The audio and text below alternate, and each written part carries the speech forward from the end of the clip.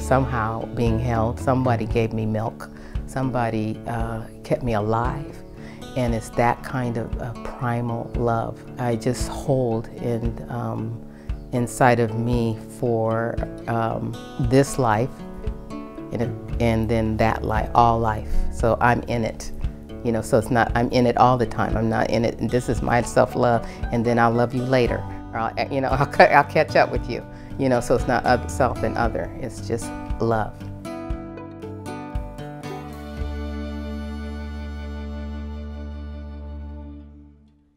The article that I wrote, Be Love, an exploration of our deepest desire, came out of this experience of, actually I was listening to Tina Turner, singing her song, and what's love got to do with it? And it made me stop to think, really, what is it? And I think the reason why I was, holding on to it and asking the question was because I felt like I had been unsuccessful at it. So let me be the first to say, I felt unsuccessful at knowing what love was and experiencing it. And to admit that was to begin to forgive myself for not being able to experience love or not feeling I could be loved. So just admitting that I couldn't understand it, or experience it. So in listening to Tina Turner sing the song, What's Love Got to Do with It, which I've heard many, many times, and I'm usually singing out loud with it, I stopped and said, wait a minute, love has to do with everything and everyone. It's like I was talking back to her.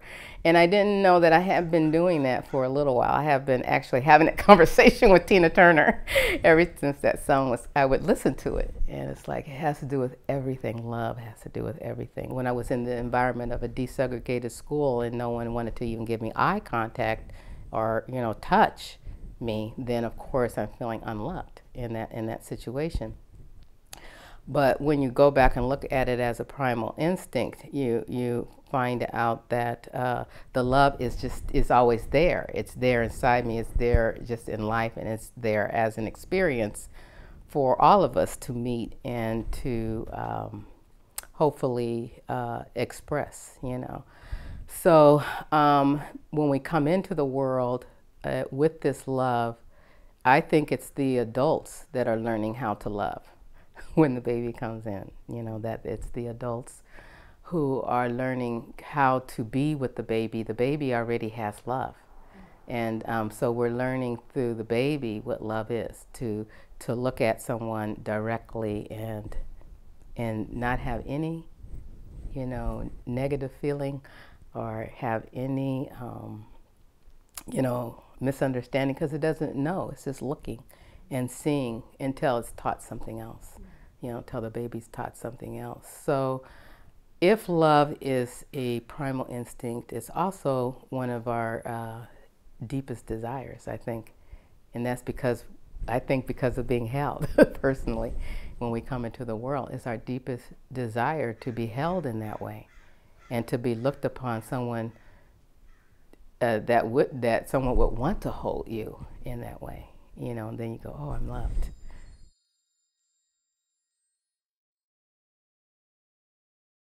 But if it's in that, if it's inside and it's coming from us as like a hunger, that pain that comes up when we want to be fed, to eat, then it's something to me that puts the experience back into the body and back into oneself, to be and then to express. So it could be both an act. Love can be an act. You can act it out and express it. But it also is a description of God. It's a description of what you see as God. For me, God is within. So then love is within. Love is within. And that, for me, was a great understanding and a platform in which to work at that place in which I feel completely unsuccessful at love, at even being with people. Like I had this, I don't like people, because I felt they didn't like me. So I was fearful of people. and then trying to have establish relationships with other people. As a young person, I just decided I didn't have the energy for it. A lot of people rushing off to be have a boyfriend or a girlfriend, and I was just really trying to study. So I wasn't interested in it because I think there was a deep down fear I would be rejected, and so I didn't realize the rejection had already begun, at an early age, like 5 or 6.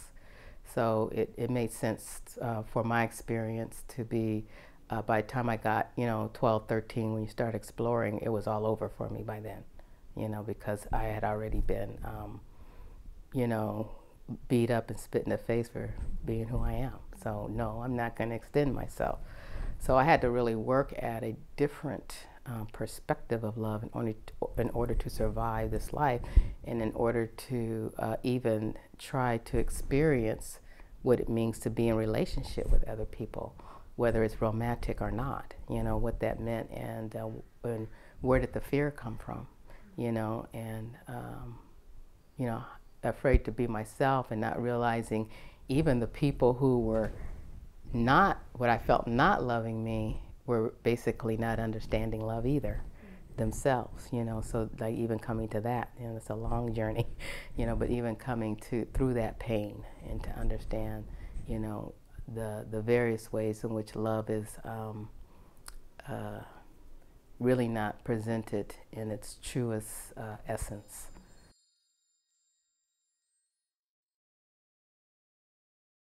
I realized it wasn't going to happen in my head. It wasn't going to be in my mind. And that's another one of the lines in the songs is she says, that, oh, love was a secondhand emotion. She says that, and I'm like, I had to stop at that one too. Now, this is why I'm still listening to the song like a song I had never heard before, suddenly. Like, love is a secondhand emotion, and like, who needs a heart when a heart can be broken? And I used to sing that really loud, that song, who needs a heart? And I realized that my heart was broken. So you need a heart to even say, my heart is broken. And so even being connected to that song was being brokenhearted. And so so you need the heart to say, my heart is broken, and you also need the heart to say, I'm well. And so, when you begin to understand, life and the body and the spirit and the mind and all these things in alignment in that way, I think you begin to, experience not only love, but other wonderful experiences of life that are there for everyone, and you begin to experience more joy, which is I did. And I do believe it was from the Dharma path, in the beginning.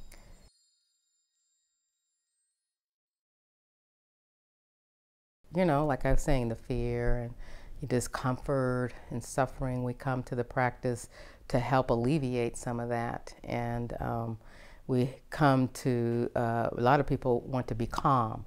And I always tell my students, I said, that is a good motivation. However, that doesn't mean that that's what it's going to be like. That's going to be the experience. Mine was completely the opposite. To sit with my own mind and my own thinking was not calm at all. And I think that is so you work at calm. I want to be calm, and you keep breathing, and you work really hard, and you breathe. Tell me how to breathe again. Maybe I'm not sitting long enough, and I got to get a better teacher. Maybe I got to change practices. Okay, I'm not going to do this. I'm going to go to another breathing practice, and so, or I'm not a meditator. This is boring. All kinds of things come up. And so, I tell people that the calm that, that you're looking for, especially when I say people, students, that I know are looking for this calm, that to be patient enough and breathe long enough for the calm to meet you. And when the calm meets you, then you'll be able to see yourself. You'll be able to, not feel you're doing something, but allowing something to come into your presence. And that presence is you coming into your own presence. And so, yeah, that sounds very solitary. But if one is in their own presence, then they'll be able to see others. You know, you cannot, you have to be awakened. And so coming into one's presence is to be awakened. And then so once you're awakened to a relationship with oneself, then it opens up the ability for you to see others, you know, even if you don't want to see the other person. Now that's where the problem comes in.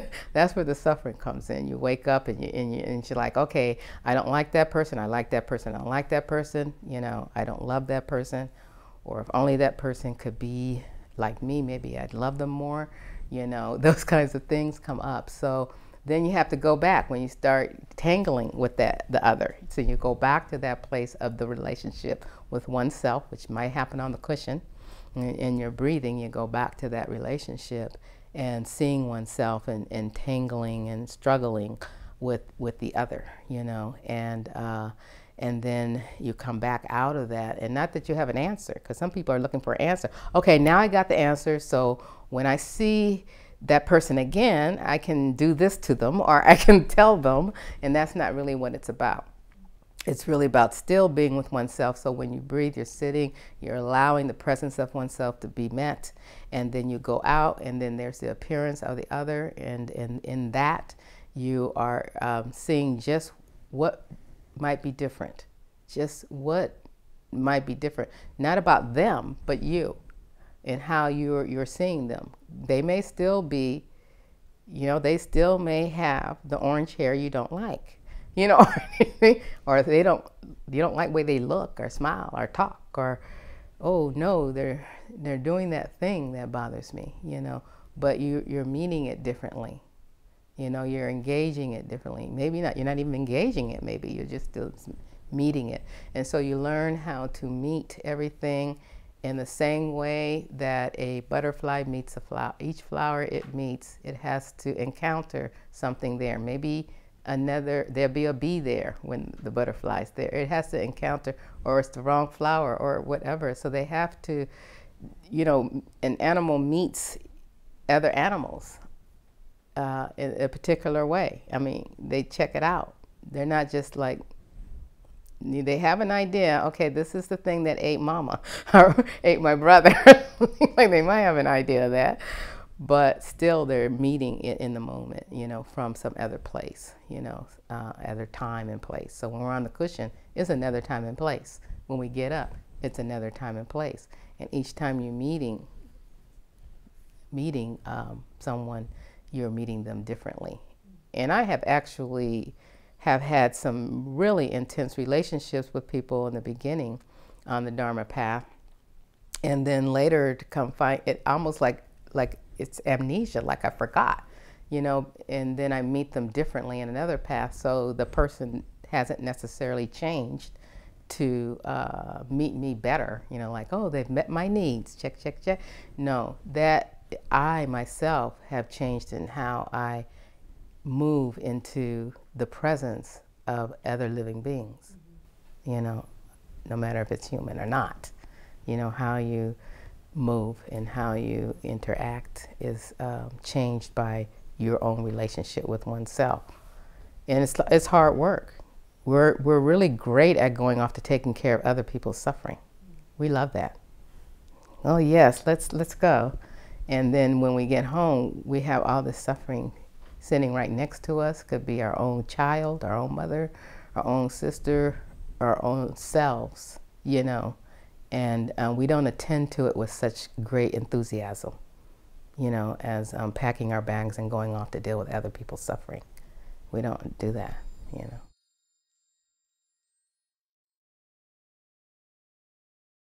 Self-love and love for others is a kind of fragmented way of looking at love and the experience of love. And so when you're sitting with oneself on a cushion, you're not necessarily trying to gain that love just for yourself. You're looking at love in its broadest sense, you know. And if you're looking at love in its broadest sense, it'll affect the other, you know. So if you have a little love over here for yourself and another little love over here for other people, then you're going to get caught up in managing it. I think I have a little love for you today, but not tomorrow. And I have a lot of love for myself today, but not tomorrow. So you begin to manage love like it's an object or candy or something you pass out and something you possess and something you created, and that's when it gets to be trouble. So there's a little trouble in the self-love and then loving others over here on the other side. And I think, or some people just, I don't want to work on self-love. I love others. I love others, and because I love others, that's all that needs to happen. So that's the same thing as someone who says, I'm just working on self-love, and if I could just love myself, everything will fall in line. But both of those things are at the extreme of where I think love, well, actually they're on a line in which love is not even on, because it's not on a line, it's not in a box, it's not confined. It's not something you can grab and hold and possess. And so that is always the struggle. So you do the self-love and you go, God, I still don't feel loved. And someone says, well, love yourself, like a mother yourself. Okay, I'll try it. First thing you do is go off and buy yourself your favorite meal, or something like that. Something your mother didn't give you. You'll go off and get that. Those are okay. Those are not bad things. I'm just saying you're going to run into the inability to sustain that kind of love. It's really hard to sustain love that's manufactured and objectified and divvied up. So that's why I came to the term be love. If I could just be, and I don't even know what that is, sometimes what love is still, but if I could just be in that place of this kind of, I know a primal feeling of it as somehow being held. Somebody gave me milk. Somebody kept me alive, and it's that kind of primal love that I just hold inside of me for this life, and then that life, all life. So I'm in it, So it's not I'm in it all the time. I'm not in it, and this is my self-love, and then I'll love you later, or I'll catch up with you, So it's not self and other. It's just love. And it's not easy. Like I said, it's a path. It's something that you have to, it's something that you, I think, walk with all your life. I don't think it's something you accomplish. Just like you can't accomplish all of Buddha's teachings. You can never accomplish it. Because if everybody could accomplish it, and how long have the teachings been around? Well, nobody's accomplished Buddha's teachings for 2,500 years. What's wrong? Or Jesus Christ's teachings, what's wrong? Because they can't be accomplished. We think we're accomplishing them, and we think someone else is not, but they can't be accomplished at all. And that's the frustrating part about it, but it's also the beauty of it. Because if we let go and allow these things to be and exist, what they were talking about, in a very grand way, then these things will be. They'll just be without us manipulating each other and manipulating situations.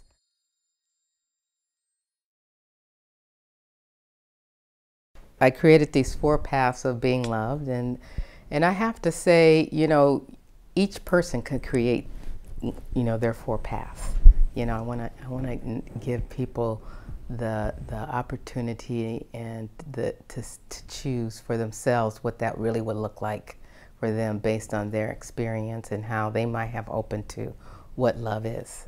So these are just guidelines, and then I always encourage people to bring their own experience in their path to this path, so that together it's much broader and meaningful. So the first path of being love, I call that viewing love as moment by moment.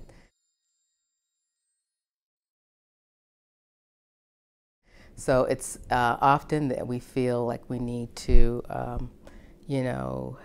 know it and then sustain it, hold it, wrap it up, draw on it when we need it. It's going to come out. Or then we're upset when we don't feel we don't feel like we've acted in a loving way, and then we're kind of down on ourselves, or we're happy, one way or the other, that okay, that didn't quite work out. So if you view love as a moment by moment, it gives you a chance to forgive yourself, and also to stop and see, um, what next, and to take your time with it. So I talk about my parents by the time I was 10, yeah, by the time I was 10 years old, they had been married 30 years. And so they waited late to have us. And so me and my sisters, and I, would see them struggle, with each other. And, and often I didn't see that kind of love that they had on TV in my house, so it's like, this is not love. I thought, when you got together it was all, special and all. It was not like that to me. It's like, this is like really hard every day, every day. So I figured every day they had to make a commitment to be with each other, every month, every year. I often do that with myself. It's like, this year, in relationship, do we want to be together this year or not? Like, not a forever thing. I think when it becomes forever, or we get like, oh no, I'm not going to be with you forever because you just did that thing, and so that makes you kind of like opt out, and all the exit doors, so I think that it's important to allow yourself to recommit, to go through and then recommit, moment by moment, to see if you can, until it stretches, where the experience of love, it's an ongoing meeting. It always arises and meets you, it's an ongoing experience. And even in the times of struggle, it's meeting you. And I think that just takes a lot. It takes an intention and a vow, and then you just let it go. You don't keep working it. You go, okay, I'm going to love you, even though in the moment you go, I really hate what you're doing. Like, it's not going to work because the person's going to feel it, like, I'm loving you, I'm loving you, so it's better to just be where you're at. You're not, and you're struggling. You're not feeling any kind of an experience of what you feel to be that love, that primal instinct way back there. Then you can just say, I'll wait for the next moment, and I'll wait and see if it's worth waiting for, if patience is part of the path for you, Now, I'm not saying if you're being hurt. I just really want to put a disclaimer here that if you're being hurt and abused, physically, verbally, any kind of way, that you need help, and that relationship or connection with people should be dissolved. So I'm not saying that. I'm also not, if your relationship has been, impacted by other people and places, then it's different. You have to really get help, in dealing with that. So I'm talking about if you're in a relationship with either yourself or people or others, that you are taking time, and it's worth the time, and it is inside yourself. You're taking the time to look at it, bit by bit. I have had very struggling, very hard relationships personally, and I always said, do spiritual people really have bad relationships or what? Because it feels like that, and it feels like a lot of spiritual teachers struggle in relationship. And I feel like I have, sometimes I look back and I have a lot of remorse for my actions, and I want to apologize, all the time, and but apologetic life is not the answer. What the answer is to really see just what were you doing. First of all, let's forgive yourself for not being able at that time to do your best because you didn't know what that was. And so I do that. I forgive myself for that. And then I also move on to say, well, now, has it changed, for you in how you would view yourself? Because it's a way in which I viewed myself that allowed those things to happen, and there is. And in those ways where I hurt other people, I had been hurt myself, so I was just passing it along, basically, unconsciously, passing it along. And so, and then I began to understand, so that's that, but you have to view love as moment by moment, in order to, for something like that to arise. And so the second path is remember every life was born with love.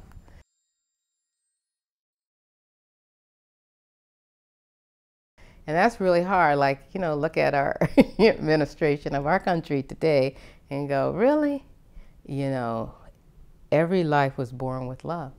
And then along the way, you know, things, you know, are that love is not presented and expressed in a way that, you know, can be meant to not be harmful, you know, because it's objectified. So love can become money. I gave you a lot of money, so that's my love.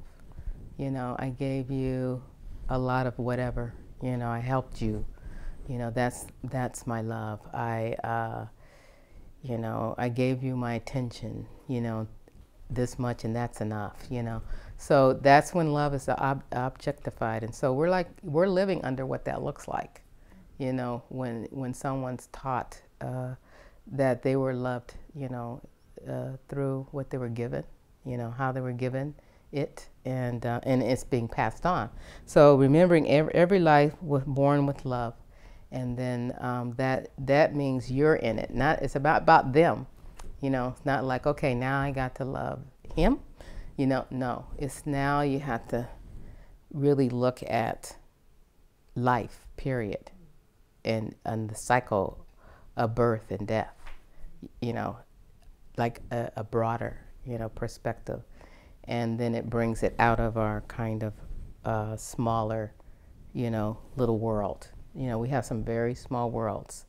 You know, sometimes when I look back, you know, like I had a meeting this morning, and I was just thinking like, wow, when the meeting was over, I said, God, that was such a small world in that meeting. You know, because I was doing this filming later, you know, because it's going somewhere else. And it was like, wow, this is really, and then even this is small, you know, than even what other people would even like, you know, who are dealing today or dealing with other things, you know. So it's just, you know, it's just these worlds we live in. And so understanding second path is really broadening that world. When you say every life was born with love, it's broadening the world. It's broadening that the experience of life for you. Third path, we cannot give love, we can only be it.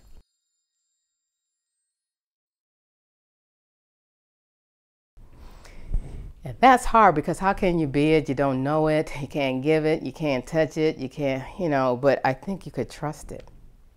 You know, to trust, like we trust the oneness of the world. We trust the oneness, the web of life, the net of life. And we trust it, that it's here. We wake up, we expect our food to be there somewhere. We expect air to be there. We expect the earth to be under our feet, you know, and maybe it's not. Maybe we might wake up, no food, wake up, it's a flood, wake up, you know, these kinds of things are happening. But there was a way in which we do trust the oneness of life. And we know that the experience of life are teaching us. We do trust that, I think, as people. And so the third path is asking us to do that, is to trust that the experience of life does exist and that we did come into the world with it. And we came into the world to express it. And then we do understand that it's been, you know, turned around and distorted sometimes, and understanding that. And not having to go back and know it, just like we don't have to really go back and prove we were born. If we had to prove we were born, that would be an interesting process, you know, like, yes, I was born, you know. So we had to do love like that too, you know. We came with it, and we have to prove that, you know. We have to prove that we came with it, you know. So it's a trust. Third path is trusting. So after you're going moment by moment, then your second path is broadening that experience of life, and then the third path is, you know, just trusting, you know, that it's there. So love is for the benefit of everyone around us, not only to satisfy our personal desires.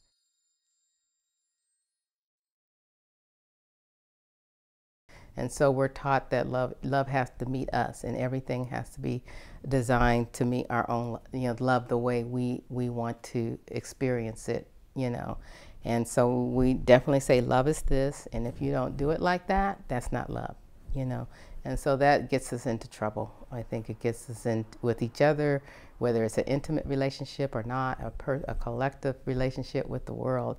You know, it's still a difficult life to live and to ever experience.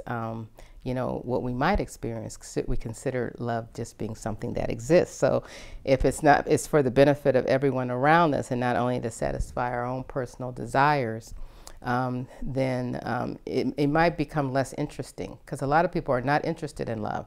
They will not listen to this series if you have this word love on it. And the moment you start talking about love, click. So, you know, that's real for a lot of people. That's just like, why are we bothering with that? You know, why are we even? Because I really don't believe in this. And so, you know, I think we are a country that, even talking about love, you know, like if for the fact any like presidential candidates started talking the way I'm talking now about love, you could just bet they're not going to get there. They're going to click it off every time they would talk about that. So we're not really open to that experience, really collectively. We have other words for love. A lot of people have other words they like to use, and that's good too. I think that's okay. But still, we will still come back to that word love despite the other words, and we still have a very deep unexplored desire all our lives for it. I think it's the deepest exploration. Love is the deepest one, and it comes from the birth process. I really think so, and we want that death process to be similar. We're hoping someone's holding us and touching us, like when we were born. Yeah.